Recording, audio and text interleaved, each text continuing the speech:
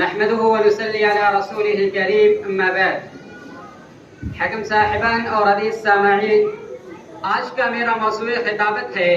میرا گاؤں اور میری ذمہ داری. حضرات گرامی، انسان جہاں پیدا ہوتا ہے،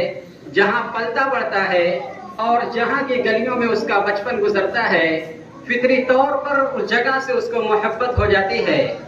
اور اس سے اس حد تک قلبی لگاؤ ہو جاتا ہے کہ اس کے آگے دوسری جگہ جچتی ہی نہیں. اگر باہر بھی چلا جائے تو بھی دل یہی اٹکا سا رہتا ہے. اسی قلبی لگاؤ کو علامہ اقبال نے یوں بیان کیا ہے کہ غربت میں ہو اگر ہم رہتا ہے دل وطن میں، غربت میں ہو اگر ہم رہتا ہے دل وطن میں، سمجھو ہمیں وہی دل ہے جہاں ہمارا.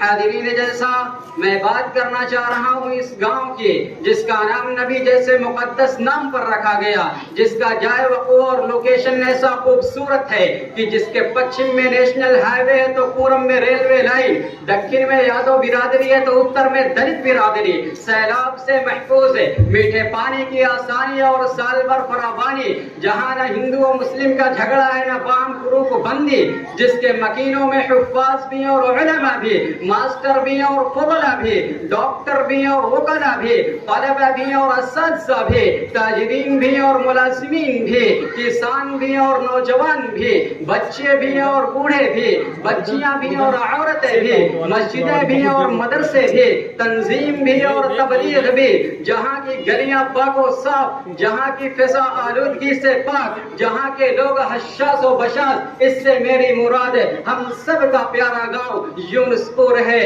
ہم کو تو جان دل سے اپنا گاؤں ہے پیارا، ہم کو تو جان دل سے اپنا گاؤں ہے پیارا، کہتے ہیں ہم گاؤں کو آنکھوں کا اپنی تارا. اے واسق یہ سخن ہے دنیا میں سب نے مانا، اے واسق یہ سخن ہے دنیا میں سب نے مانا، اپنے گاؤں سے بہتر کوئی نہیں ٹھکانا. حاضرین جلسہ، ہاں وہی یونس پور جہاں ہم پلے بڑے ہیں، جس کے مکتب،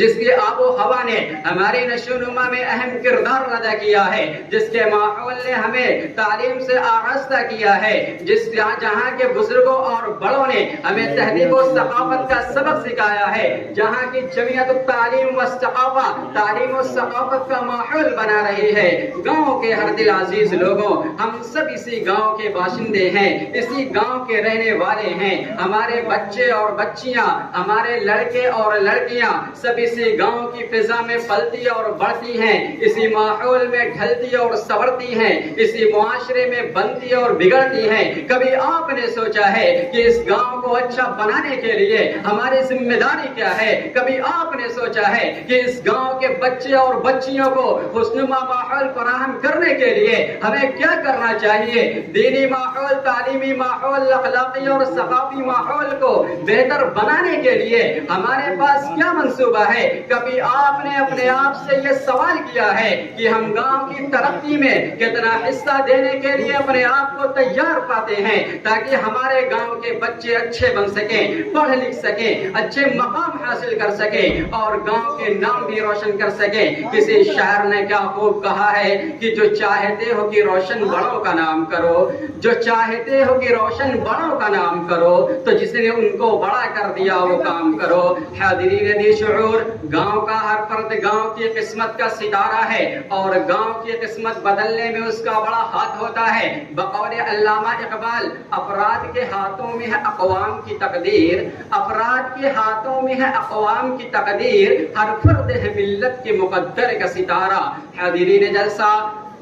ذرا تصور کریں کہ اگر گاؤں کے سارے ستارے اپنے آپ کو چمکانا شروع کر دیں تو یونس پور کیسا چمکتا دمکتا گاؤں ہوگا، کیسا جنت نما منظر ہوگا. اس گاؤں میں پلنے والے بچے کتنے پاک و صاف مزاج اور اعلیٰ ذہن کے مالک ہوں گے. آئیے دیکھتے ہیں کہ یہ ستارہ چمکتا کیسے ہے. علامہ اقبال کہتے ہیں تھوڑے سے ترمیم کے ساتھ کہ عمل سے بنتا ہے گاؤں جنت بھی جہنم بھی، عمل سے بنتا ہے گاؤں جنت بھی جہنم بھی، یہ گاؤں اپنی فطرت میں نہ نوری ہے نہ ناری۔ تو ستارہ چمکتا ہے عمل کرنے سے، کام کرنے سے، اپنی ذمہ داریوں کو پوری کرنے سے۔ اگر آپ سرپرست ہیں تو اپنے بچے اور بچیوں کی اخلاقی اور تعلیمی فکر کیجئے، گھر کے ماحول کو علمی بنائیے، اور گاؤں میں بچے اور بچیوں کی ترقی کے لیے کام کرنے والی تنظیم جمعیت التعلیم والثقافہ کے لوگوں سے ملیے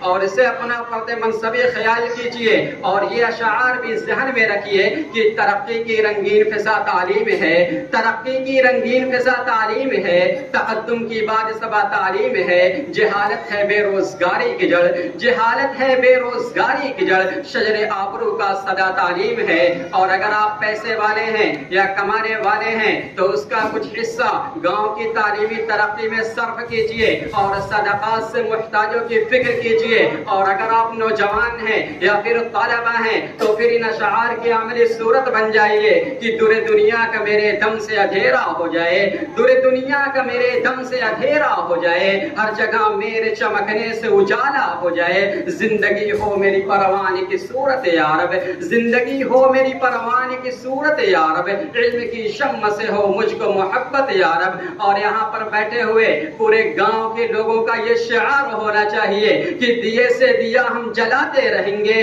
دیے سے دیا ہم جلاتے رہیں گے، گاؤں سے اندھیرے مٹاتے رہیں گے، نبھا کر اپنی ذمہ داریوں کو ٹھیک سے، نبھا کر اپنی ذمہ داریوں کو ٹھیک سے، گاؤں کو خوب سے خوب تر بناتے رہیں گے۔ وما علینا الا البلاغ المبین۔ بہت بہت